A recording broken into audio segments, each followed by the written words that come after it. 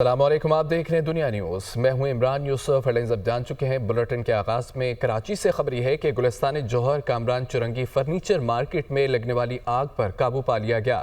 آتش زدگی کے نتیجے میں مارکیٹ اور اس سے متصل پلاٹ میں قائم جھگیاں مکمل طور پر جل گئی ہیں۔ مارکیٹ میں 35 سے زائد دکانیں تھیں، پرانا فرنیچر فروخت ہوتا تھا۔ 30 سے زائد دکانیں مکمل طور پر جل گئیں۔ آپ کو بتائیں کہ گلستان جوہر کامران چرنگی فرنیچر مارکیٹ میں لگنے والی آگ پر قابو پا لیا گیا ہے۔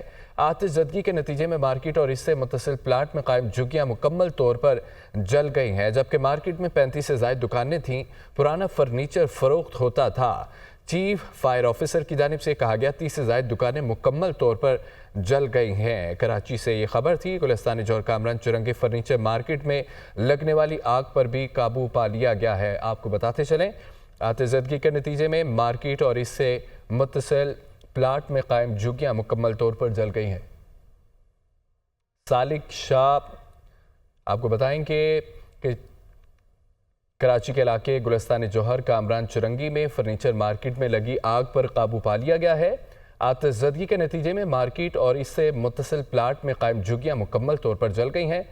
چیئرمین پی ٹی آئی بیرسٹر گوہر خان کا مذاکراتی کمیٹی کے اجلاس پر رد عمل کہتے ہیں کہ حکومت اور اپوزیشن مذاکراتی کمیٹیوں کے تمام ارکان بہترین سیاسی بصیرت کے حامل ہیں۔ اپوزیشن کی مذاکراتی کمیٹی کے تمام ارکان 2 جنوری کے اجلاس میں شریک ہوں گے۔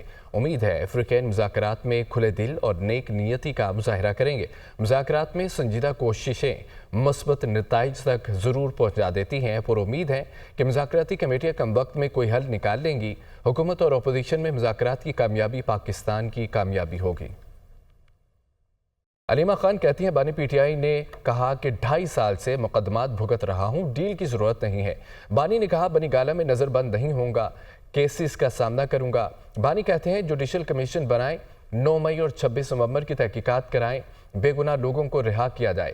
وہ راولپنڈی میں اڈیالہ جیل کے باہر میڈیا سے گفتگو کر رہی تھیں، آپ بھی سنیے۔ 2.5 سال سے اپنے کیسز کا سامنا کر رہا ہوں۔ جو میں نے جیل کاٹی ہے 1.5 سال، مجھے کیا ضرورت ہے کہ میں کسی کے ساتھ ڈیل کر کے نکلوں؟ میں اپنے کیسز کا سامنا کروں گا، چاہے وہ یہاں پہ ہو اس جو جیل کورٹ میں، اور چاہے ٹرائل کورٹ میں ہو یا جا کر ہائی کورٹ میں ہو۔ باقی جو کیسز ہیں عمران خان کے، وہ آپ کو پتہ ہے 9 مئی سے ان کا تعلق ہے، اور ان کا تعلق ہے 26 نومبر سے۔ انہوں نے کہا جوڈیشل کمیشن بنائے سپریم کورٹ کے 3 سینئر موسٹ ججز سے، وہ اس کی تحقیقات کریں گے، اور یہ بے گناہ لوگ جو اپنے جیلوں میں بھرے ہوئے ان کو رہا کریں۔ وفاقی وزیر تعلیم خالد مقبول صدیقی کہتے ہیں کہ پاکستان میں جمہوریت کے لیے مذاکرات کی ضرورت ہے۔ وقت بڑا قیمتی ہے، مذاکرات لازمی ہے، مذاکرات کے سوا دوسرا کوئی راستہ نہیں۔ پاکستان کسی دوسرے راستے کا متحمل نہیں ہو سکتا۔ لاہور میں میڈیا سے گفتگو کرتے ہوئے ان کا مزید یہ بھی کہنا تھا، مائنس تو کوئی بھی نہیں ہو سکتا۔ جو لوگ پھانسی گھاٹ تک گئے، مائنس تو وہ بھی نہیں ہوئے۔ کوئی تبدیلی لانی ہے تو ایوان سے لانی چاہیے۔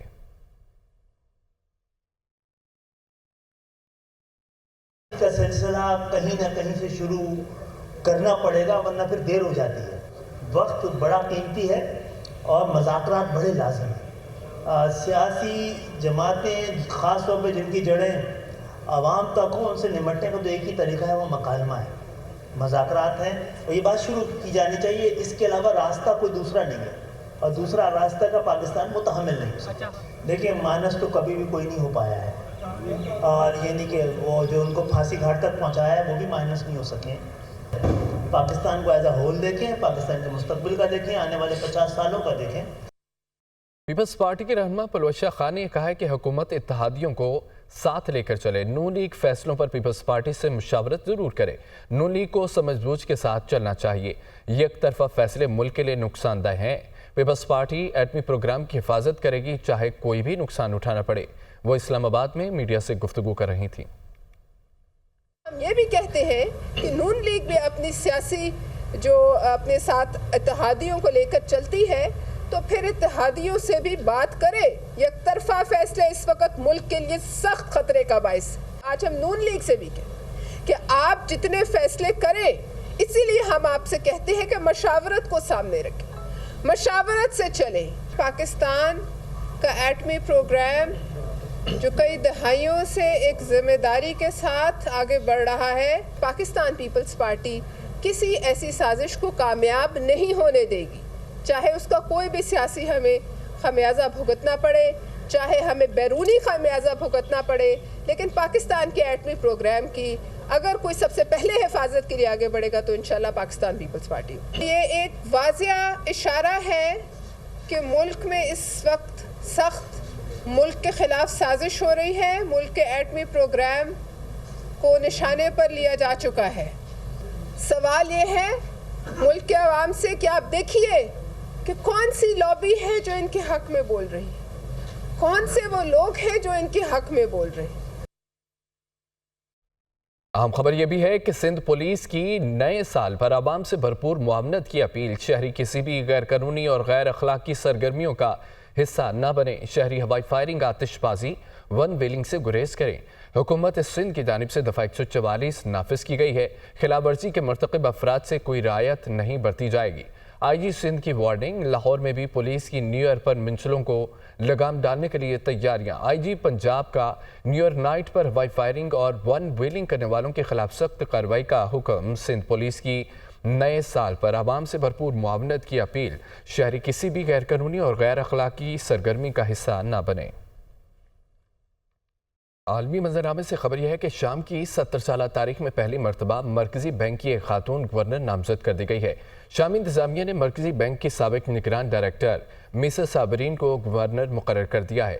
مسز صابرین اکاؤنٹنگ میں ماسٹر اور ڈاکٹریٹ کی ڈگری رکھتی ہیں۔ مسز صابرین شام کی 70 برس سے زیادہ کی تاریخ میں اس عہدے پر فائز ہونے والی پہلی خاتون ہے۔ شام کی 70 سالہ تاریخ میں پہلی مرتبہ مرکزی بینک کی ایک خاتون گورنر نامزد۔ شامی انتظامیہ نے مرکزی بینک کی سابق نگران ڈائریکٹر مسز صابرین کو گورنر مقرر کر دیا ہے۔ مسز صابرین اکاؤنٹنگ میں ماسٹر اور ڈاکٹریٹ کی ڈگری رکھتی ہیں۔ مسز صابرین شام کی 70 برس سے زیادہ کی تاریخ میں اس عہدے پر فائز ہونے والی پہلی خاتون ہے۔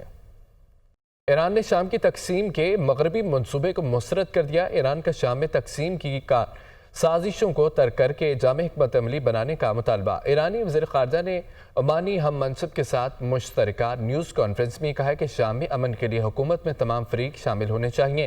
شام کی سلامتی و استحکام کے لیے علاقائی سالمیت اور خود مختاری ضروری ہے۔ شام کی سرزمین پر قبضوں اور مداخلت سے کشیدگی بڑھے گی۔